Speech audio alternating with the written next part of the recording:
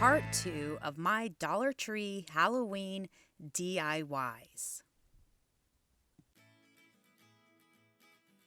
Our first project is going to be this adorable Boo sign. You are going to need the Boo cutout and this little ghost from the Dollar Tree, along with a scrapbook paper of your choice. And then I am going to be using Waverly chalk paint in the color ink and plaster. You're also going to need a pencil, some Mod Podge, and a couple paintbrushes. And the first thing I am going to do is prep my Boo sign by cutting off the tag and painting all around the edges of the sign. You don't need to paint the whole thing because we are going to be covering the front of it in scrapbook paper, but you don't want the side edges to have that brown cardboard look because, as we know, this is not solid wood from the Dollar Tree. So you'll want to paint all around the edges, and don't forget to paint the inside edges of the B and the O's. You want to make sure those are taken care of as well.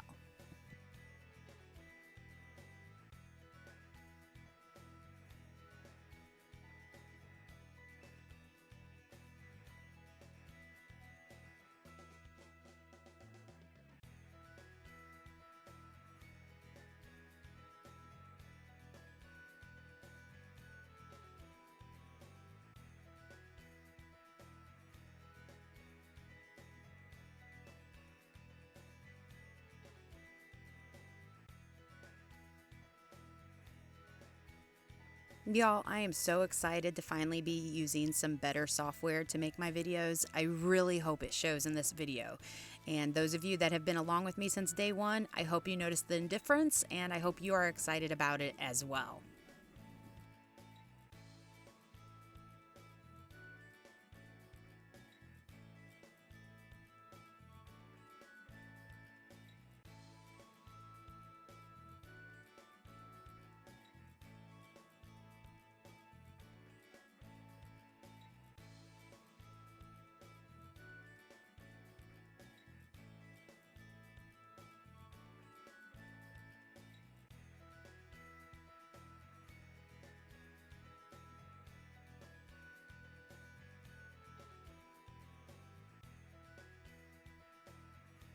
Okay, so now we're going to snap this bottom little wood piece off of the ghost, and it snapped off really well, didn't even have to use a knife. And then I'm going to paint it in the color plaster. We're going to paint the front and the back. I did end up painting the back as well. I tend to like the backs of things to look finished just because you never know where you're going to put it and you don't know if somebody will see it. So I tend to paint both sides.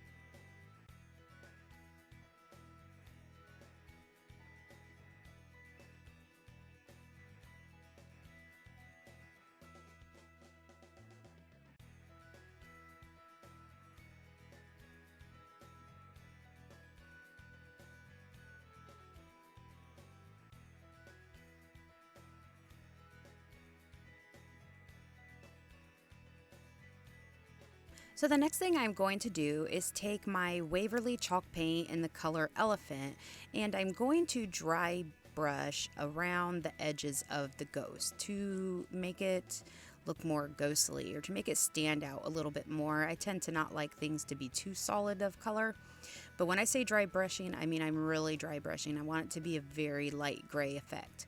So once I go around the edges, then you will see me blend it in a little bit more around the ghost, but very, very lightly. I'm just trying to keep it a light effect. And if I feel like I've got an area a little bit too dark, I'll actually go in with it a little bit more of the plaster color just to make sure I keep it a light color. And I really did like the way it ended up turning out. It really popped once this is finished. I hope you'll like it and agree with that as well.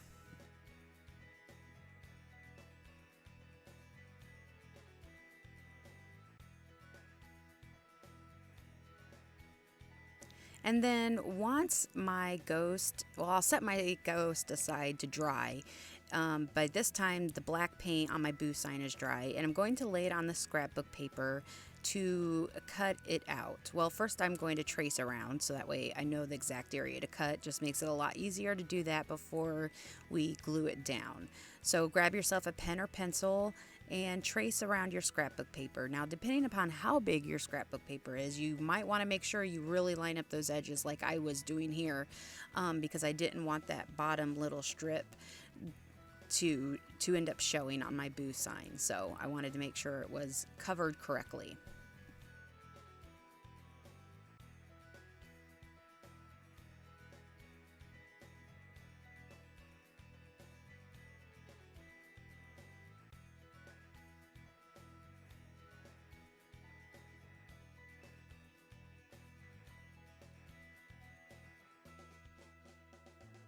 Once I have traced around the whole outside and those little inner circles of the B and the O's, then I'm going to grab my scissors and I am just going to cut it out.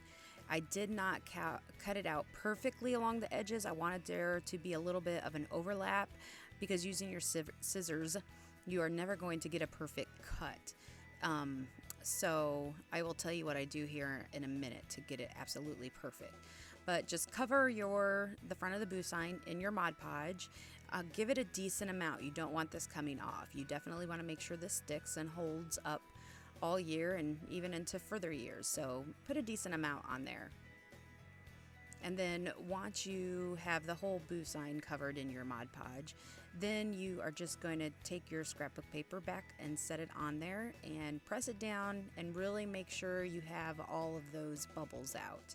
I'm just using my fingers on this sign. It's not like it's a large sign where you're going to have to use a credit card or anything like that to really smooth it out. Something this small and this thin of an area, you should be able to do it with your fingers. I didn't have a single bubble. I was really happy. And then with it being scrapbook paper, it's a lot thicker and that helps as well.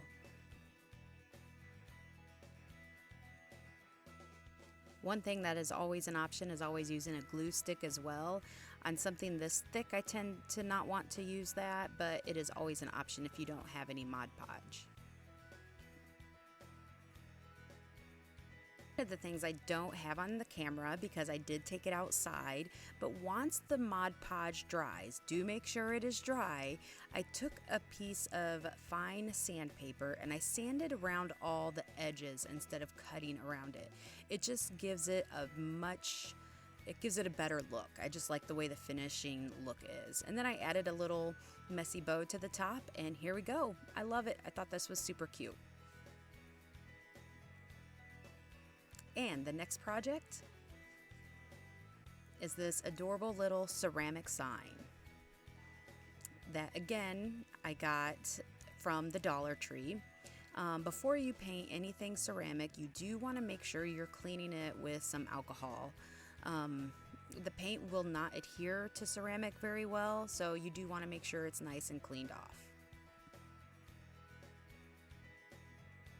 We built my own desk in my craft room, which I absolutely love, but it's tall and I don't have a chair for it yet because it has to be more of like a bar stool style chair. So I can't just use a kitchen chair. And because of that, I think I tend to bring things close to my face a little bit more and I don't even realize I'm out of the screen. So I apologize for that. But I am going to take it now and I am going to paint it in, again, my Waverly chalk paint in the color ink. Now originally you're going to see I'm going really slow around the outer edges because I thought I just wanted to paint the inside face to the ceramic decor. But I decided, you know what? I'm using it for Halloween. I kind of don't know that I want even the white area to be there. So I changed my mind and I ended up covering the whole thing in black, which I was really happy that I made that. Then on one side of this sign, once it dries, I used these stickers that I picked up again from the Dollar Tree, and I am spelling out the word spooky. When I am spelling out something on a small space like this, I do always start with the middle letters first and work my way out. This will ensure that I don't run out of space. So you'll see that I started with the O's, then I worked my way out with the P, then the S, and I'm going to do the same on the end. And then I just know that I'm not going to run out of space and everything's going to be level and look really nice. So on this side, again, I put the word spooky. And then I decided that on the other side, I wanted to change it up a little bit. And so I did decide to take my orange apple barrel paint and paint just the inside face area of this in that color. And I'm going to put a different sticker. I'm going to use these they're called rub-on transfers. So they're not really a sticker. If you've never used rub-ons, it actually comes off of the paper. So I cut out the words Hocus Pocus, and you want to make sure that you leave the backing on the letters when you're cutting them out. One of the letters I didn't, and then what happens is it will rub off on whatever you're setting it on. So make sure you leave the backing on them until you actually get them in place and where you want them to go on your sign. So I laid out the Hocus Pocus. For a second there, I was worried that maybe it wouldn't fit, and I realized it would. And again, I'm going to start with not only the C for the Hocus, but I'm going to put the C for the Pocus on there too, just to make sure I have it centered properly.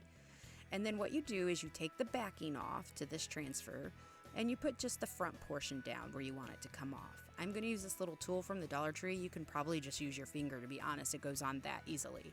And I'm just going to outline the area that I want to come off, the little C. And then you typically peel the plastic piece up and it comes right up. I don't have any fingernails right now, so it was a little complicated for me, but it's super easy to do. And it's a really interesting look. And I thought it definitely looks great for this particular design. Looks great for doing something for Halloween.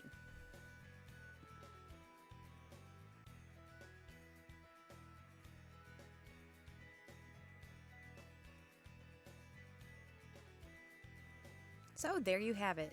What a super easy project to do. Anybody could do this project, and it's just a great thing to add to your Halloween decor. Now, for the next project.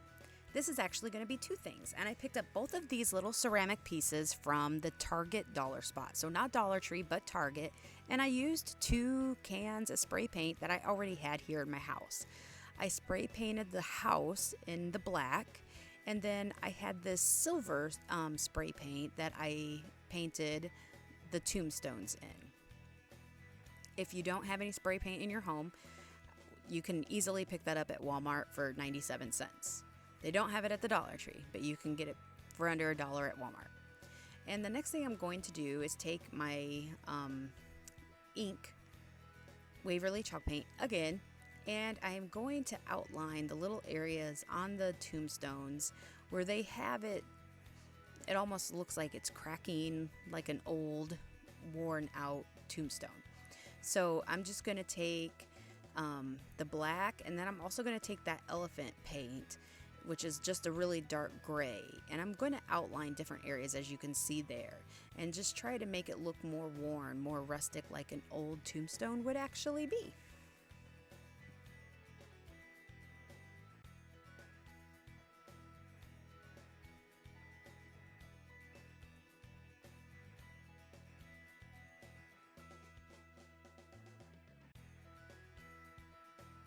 So yet again, you are going to see me do some dry brushing. Just trying to make the tombstones have that weathered, dirty look. And I'm going over like the skull and the RIP real lightly so it stands out a little bit more.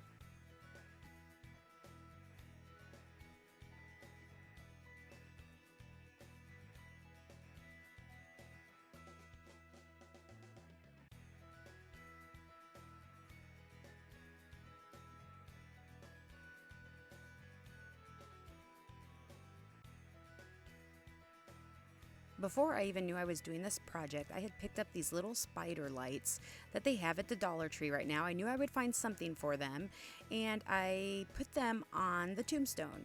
They have a little plastic piece on the back that is perfect to hot glue, and then I hot glued the little base where the batteries go in on the back, and I thought it fit perfect. And then I got these lights as well at the Dollar Tree, and stuck them in the bottom of the house. They went in perfectly, and then hot glued the battery pack to the back of the house. That was a very simple DIY right there, folks, and I love how they look. They actually would fit on a 3-tier tray. They can fit on your mantle. They're just some really good extra Halloween decor pieces.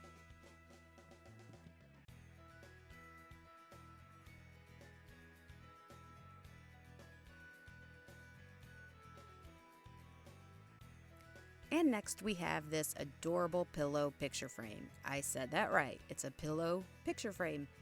I got the picture frame from the Dollar Tree. It's a new release that just came out. I just picked this up literally probably a week or two ago. And then the pillow I got from the Dollar General, but I believe it was only $2, so it was still super cheap. I am going to paint the whole frame in my ink Waverly chalk paint again, and I'm going to leave the beads alone. I actually like the way the natural color worked with the pillow once I get that inserted. So I thought it all worked perfectly well together. So just paint your whole picture frame in black and then make sure it dries very well. You do need to make sure this is dry, or when you go to work on the pillow, it will rub off.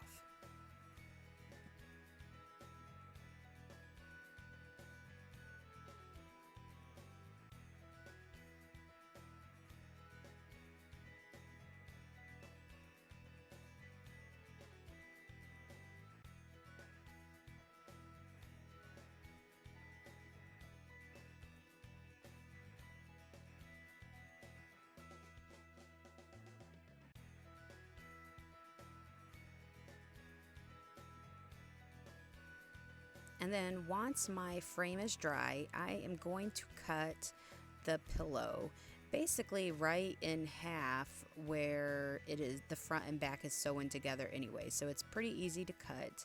But I want to try and leave a little bit of an edge for me to glue the pillow on and it not be too tight, so that way there won't be any issues with the glue not sticking because I cut it too small. So make sure you leave yourself a good 1/4 of an inch. Then I am going to put some glue down on the picture frame, the back part of it, just to hold the batting in place a little bit more. It makes it a little bit easier when you are gluing that fabric on. And yes, I'm having some issues with my hot glue gun. It's a very, very old hot glue gun.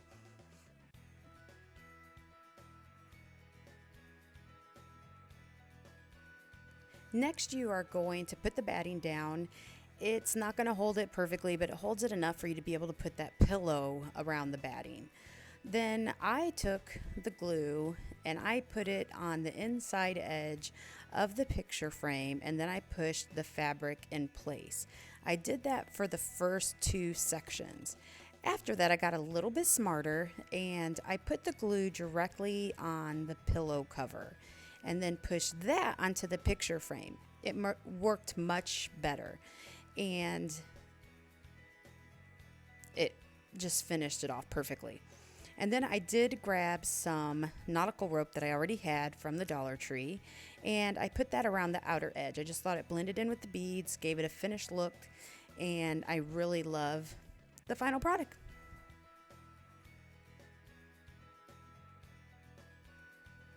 And then we have our very last project, which I am in love with. It's probably one of my favorite ones that I've done in a long time.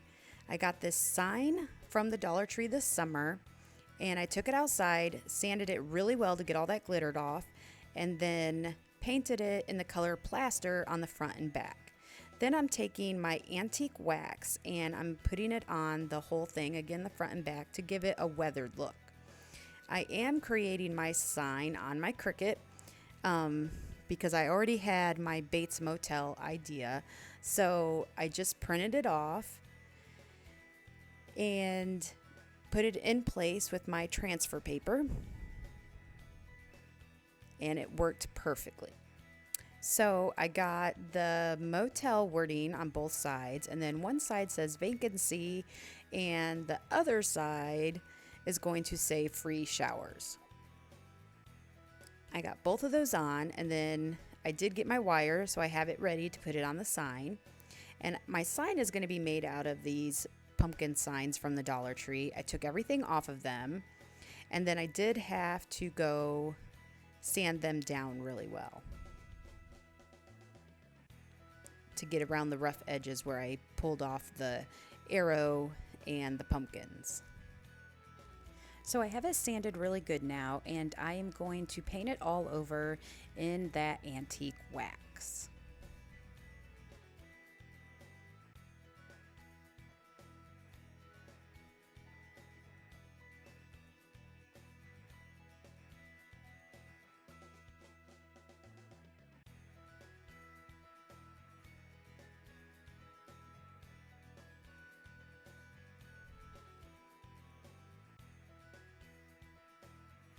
So once everything is painted and had time to dry, I'm going to take the base part to my sign and I'm going to hot glue it to the bottom of my metal tin.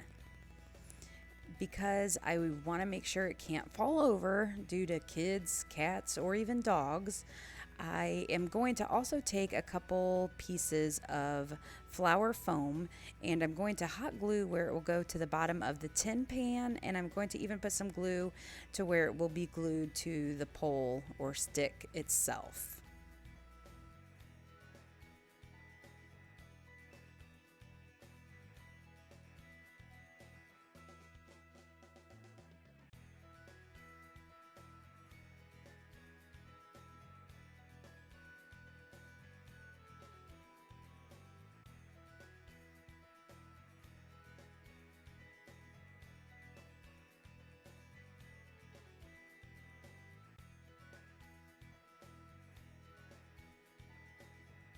Once I have everything all glued down, I'm going to take some of this river rock that I got from the Dollar Tree and I'm going to put it in the bottom of the metal tin to just weight it down so that way I don't have to worry about it tipping over. And then I am going to take this black mesh type thing that I got at the Dollar Tree and put it around the tin to cover it up a little bit more, make it look a little bit, I guess, like a flower bed. And I found these black and purple flowers at the Dollar Tree that I thought would be perfect because at the bottom of a motel sign, they usually have landscaping, am I right?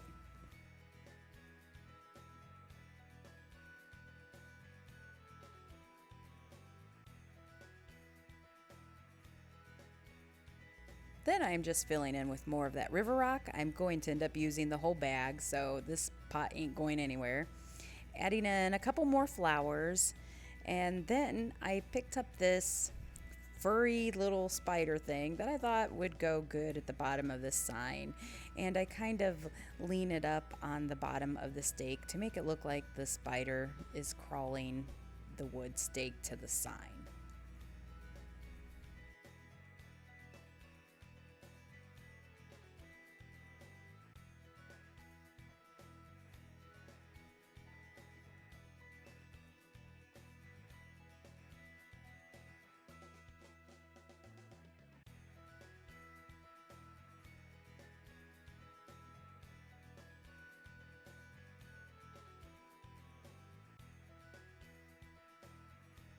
So there I have the whole bottom part completed, and now I'm going to glue the top part of my stake for the sign on. I realized it's so tall that you're not going to get it in view, so I had to adjust my camera. And I will say I did end up having to put in 2 nails, primarily because I want to be able to reuse this from year to year, so I don't want to risk it falling apart, especially from the weight of the sign. So I'm using that wire now to just put the sign on my little stake stand, sign stand, whatever you want to call it. Y'all, I love this sign. I am so happy with how it turned out. I think I mentioned it before, but I'll mention it again. It is probably one of the favorite things I have right now of all the things I've created so far. I'm really happy with it. I will definitely be leaving it out until after Halloween. So I hope you enjoyed the past 2 videos as much as I have enjoyed making them. I hope you've subscribed, and I hope that you have hit that bell so that way you'll be notified when I post again. Have a good week, everyone. Bye.